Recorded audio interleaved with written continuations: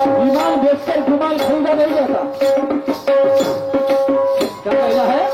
विमान बेचकर गुमान खरीदा नहीं जाता, रकम रुपये से किसी का अरमान खरीदा नहीं जाता।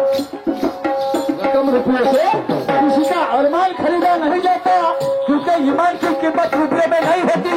इसलिए गद्दार चाहे कितनी भी कोशिश गद्दार चाहे कितनी भी कोशिश करे, पर उससे किसी का ईमान खरीदा नहीं जाता, उससे किसी का स्वाभिमान खरीदा नहीं जाता।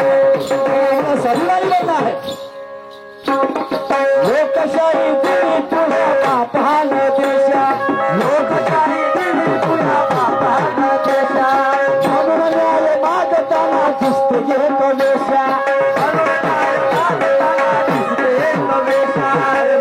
न्याय मागताना दिसते एक वेशा।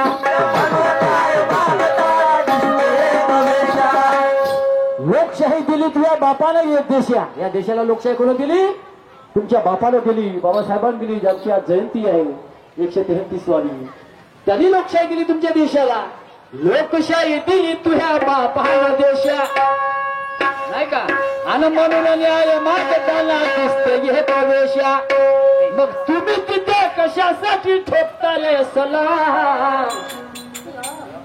एक वेशा नाही मागते ना, तुम्ही सलाम ठोकता भरवे आणि एका पावलामध्ये आपल्या मत ठोकता, कमाल आहे। आणि तुम्ही कशासाठी तिथे ठोकता रे सलाम? राहिलो आम्ही गुलामचे गुलाम, राहिलो आम्ही गुलाम।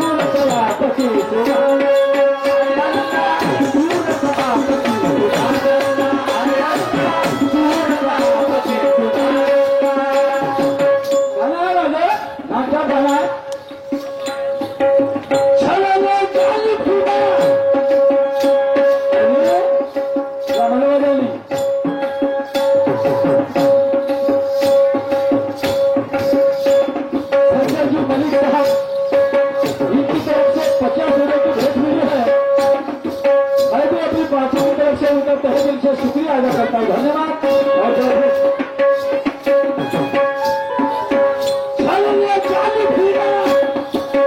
शिवाजी तुकारामा,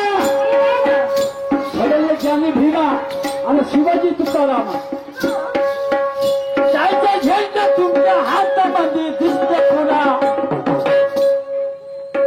वाटू द्या थोडीशी, नाही का?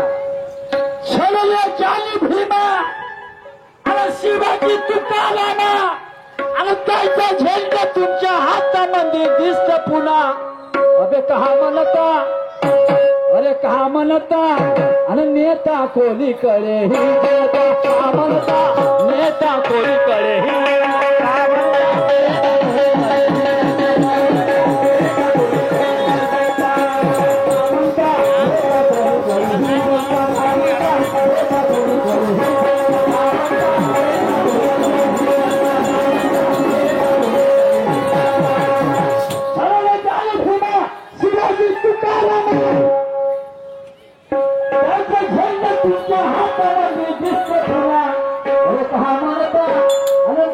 कोणीकडेही जनता कोणाला घेता या जनतेला तुमच्यावर आम्ही विश्वास लावू, आणि तुम्ही जर असं भटकल्यासारखे करत असाल तर सर्वसामान्य माणसं तर काय होईल, नाही का? इथे तर प्रत्येक माणूस असा नाही आहे ना, इतका समर्थ नाही आहे प्रत्येक माणूस।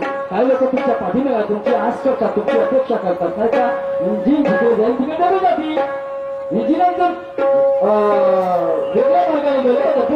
मध्ये असेल ना काय समाजाचं अनित झालं त्यामध्ये आणि म्हणून दुसऱ्या लोकांनी त्याला लोकांनी याचा पुढाकार घ्यायला पाहिजे झाला पाहिजे आणि आपसामध्ये मतभेद आपल्याला मिटवायला पाहिजे आणि आपण एकसंघ झालं पाहिजे एकत्र बसलं पाहिजे आपण एकमेकांचे विचार घालून घेतले पाहिजे आणि बाबासाहेबांचे स्वप्न साकार कसे होतील तसे कालसेवान घेऊन गेले त्यावेळेला मुख्यमंत्री म्हणून आपल्याला माया तुला तसं सांगता आम्हालाही त्याचा विचार करावा का आमची सत्ता कधी येईल या देशामध्ये कारण आम्ही या देशाचे मालक आहोत विषय काय इतिहास तुमचा इतिहास वाचा प्राचीन भारताचा इतिहास वाचा गुरुकालीन इतिहास वाचा मध्ययुगीन इतिहास वाचा नाही खूप काही इतिहास वाचा आम्हाला तो सगळंच नाही हो रिकाम्या गोष्टीमध्ये आम्ही चेष्टा करत असतो नाही का फालतूच्या परंतु आम्हाला ज्या कामाच्या गोष्टी आहेत त्याच्यामध्ये आम्ही आपला वेळच कधी घालवत नाही त्याच्यामध्ये आम्ही वेळच कधी घालवत नाही असा एक माणूस होता तो नेहमी शेतातून आला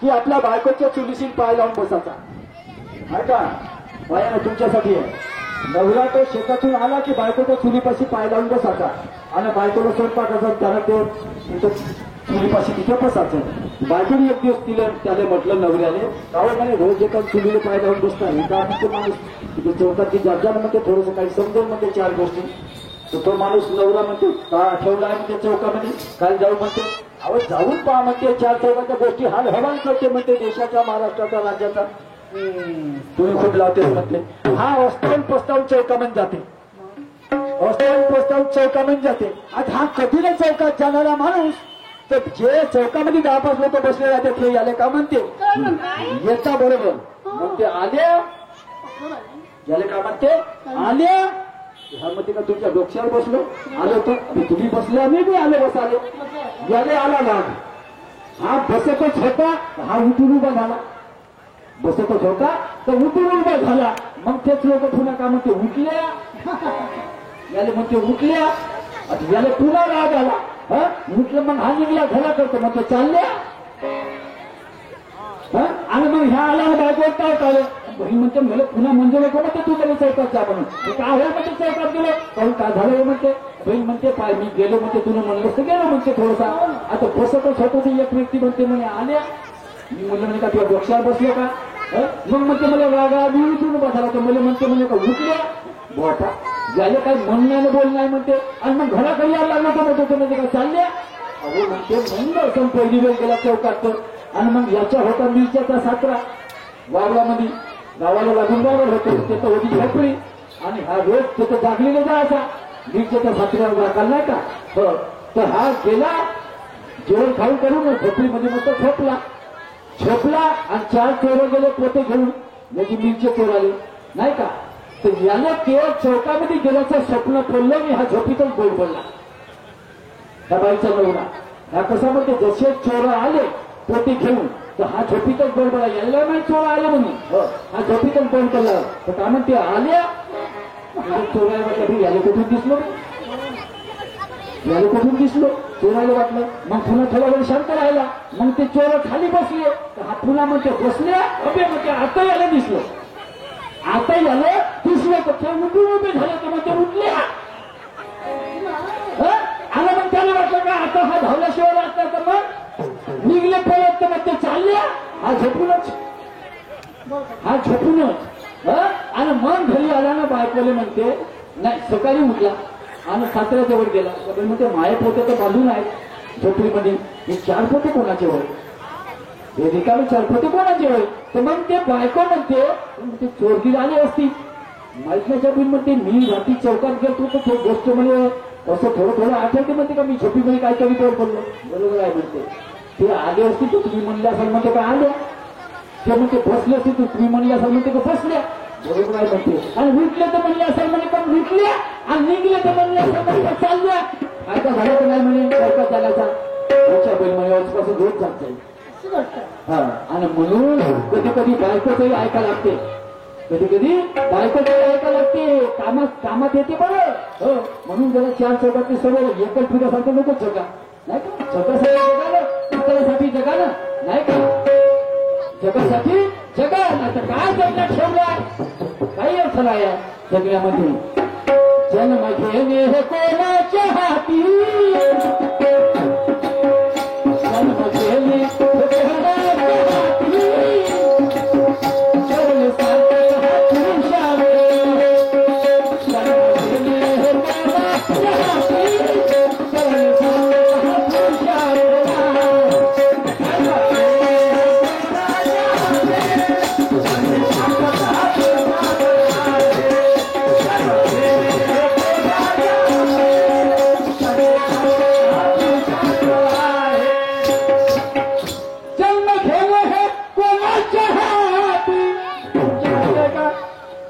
फलनाच्या घरात जन्माला गेलं पाहिजे, अभिराच्या घरात तर गरीबाच्या घरात जन्माला गेलं पाहिजे. तुमच्या हातात आहे का जन्म घेणं?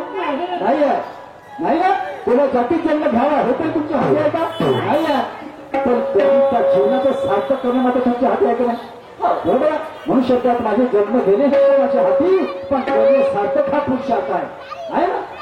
आणि मरण एकमेव अंतिम सत्य. मरण कधी चुकत नाही. हा, हे जगातलं पहिलं सत्य आहे. मरण एकमेव अंतिम सत्य आणि जीवन त्याच्याशी एक शंका. मरण एकमेव अंतिम सत्य, जीवन त्याच्याशी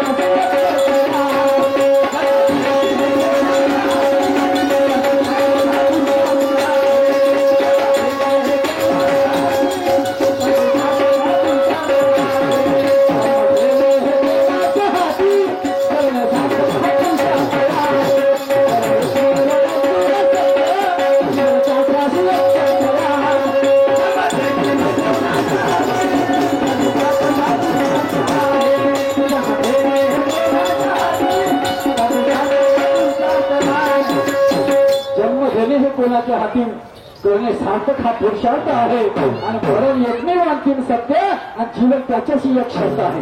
जीवन हे मरणाशी शर्त आहे. बरं, जे जे महापुरुषाचे बॅनर या ठिकाणी लागले आहे, डोंगर साहेबांना लावले, या पुरुषाने मरणाला हरवलेला आहे. हे मनुष्य मरूनही जीवन आहे. बरोबर आहे. हे मनुष्य मरूनही हे अमर आहे. हे अमर आहे. यांनी मरणाला जिंकलं असं तुम्हाला जिंकायचं आहे, नाही का? काय काय लोक म्हणतात माझ्या 100 वर्ष जगलं, कोणीमध्ये 105 वर्ष जगलं. काय केलं? कोणाचं कामी आला? देशासाठी फाशीवर चढला, लढाई केला, मिलिटरीमध्ये होता. काय केलं? नुसतं खाल्लं डुकऱ्यासारखं